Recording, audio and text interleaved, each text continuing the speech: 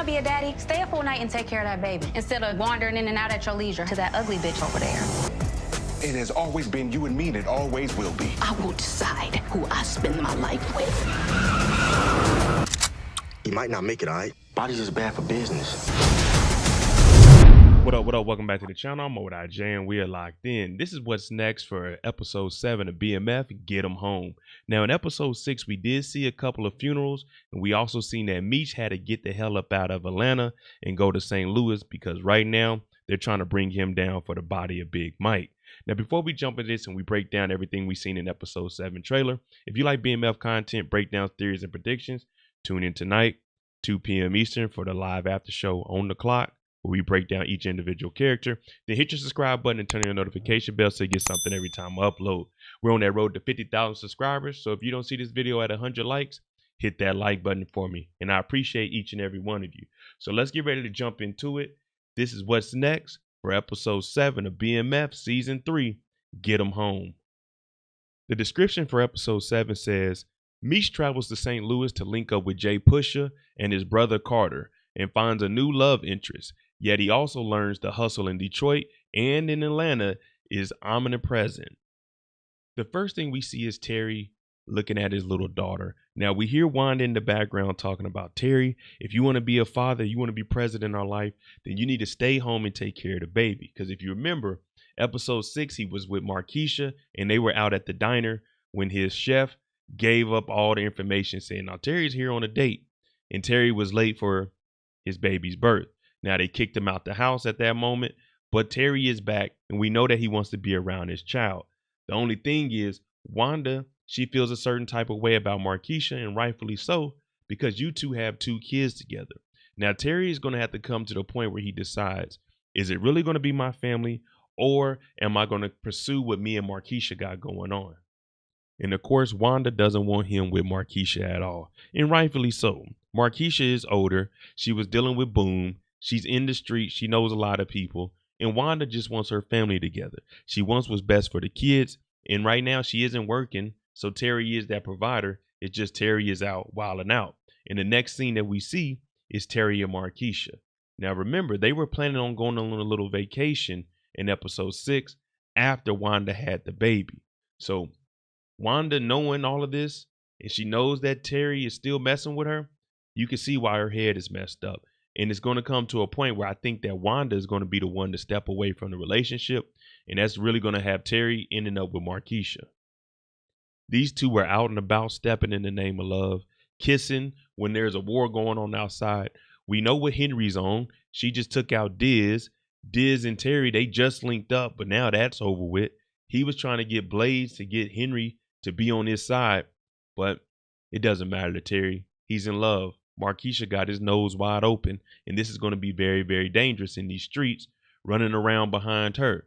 So Terry, you got to get on your A game, and probably listening to Wanda might be the best bet for him, but we'll see how this goes, because Marquisha is living the dream in that nice plush house, and she ain't got to worry about Terry being there because he stays in the condo or over at his parents' house.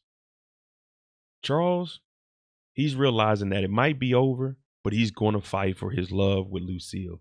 Now, he was open to her, not really open, but he was open to her going out with Dr. Maurice because she was honest about it. But now Dr. Maurice is calling the phone, and I think these flowers was the last straw. If you listen carefully in episode 6, at the end, Dr. Maurice calls Terry son, and you hear Charles take a jab and say, he's not your son. Basically saying, I got Lucille. I'm the best man. I won. But Lucille has been out and about with Dr. Reese, and she's telling Charles, I'm going to decide who I want to live my life with moving forward. But Charles wants to fix the family. And at this point, it might be best he does link up with Meech and go to St. Louis or go to Atlanta. Because we see Lucille, she's standing on 10. She went out with Dr. Maurice. Even though she's respecting the marriage, they still got a kiss in. He still got some touches in, some dancing. And now he's sending flowers, the ultimate sign of disrespect. But we see them going in the next scene to the police precinct. So wondering who's getting locked up. Maybe Terry's in jail. But these two, they're going to stay together for the kids. It's just their relationship, it isn't going to go any further than this. Lucille's already checked out, and Dr. Maurice is a great escape. So that might be the possibility for her to get up and out this relationship. We finally see Meech make it to St. Louis. Now you can see Kia's head back there. Now that's the new love interest played by Sweetie. Now once he gets down to St. Louis, he meets up with J-Pusha and his brother Carter. But what we see is a van. Now this van is mysterious because we don't know anybody here. So whatever J-Pusha and his brother Carter got going on, this might be some of their beef, and Meech is just walking straight into it. But Meech has no other option because the Red Dogs and the GBI, they're looking for him because of Big Mike's body down in Atlanta.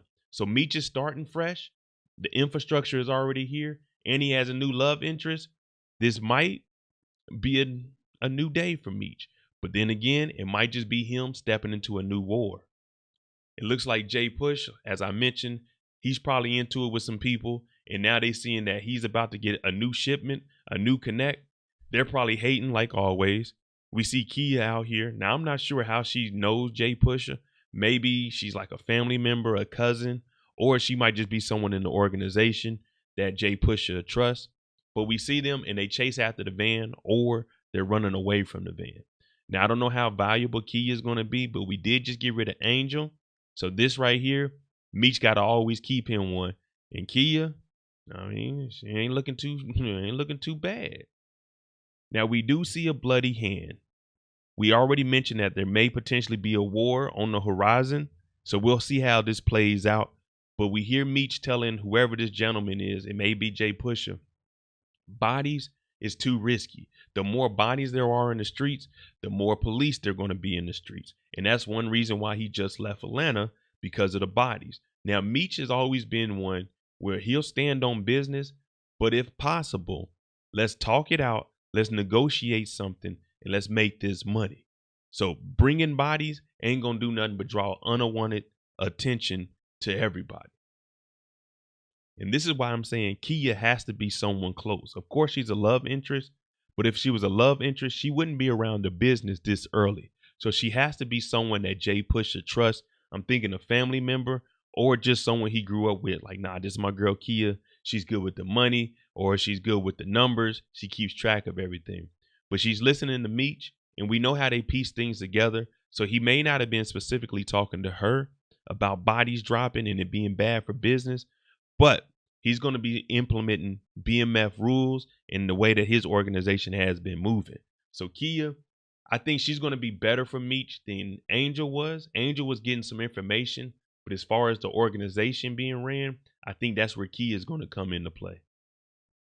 We're going to get some action, so we got to figure out how many bodies are going to drop. But they're kicking in the doors. We see shotguns. We see people running around with bats. So the trap houses look like they are going to be getting hit. And, well, you know, we need some action. In BMF, they're starting to pick it up. And we're about to ride this thing on out to the end of the season. And hopefully we got a lot of action. Now, J-Pusha, I want to see what his infrastructure looks like, because that's what Meech has been telling us. He's been selling us on this dream that the infrastructure is there. So I'm thinking we probably got multiple stash houses, multiple trap houses, and there's going to be some beef in these streets. We just got to be able to handle it. Now, I'm not sure if this is Kia with this bat, but it might be.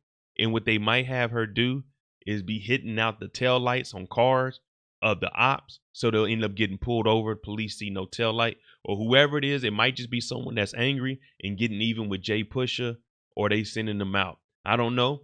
But episode 7, it looks like we're going to pick it up right where we left off. Meech is in St. Louis.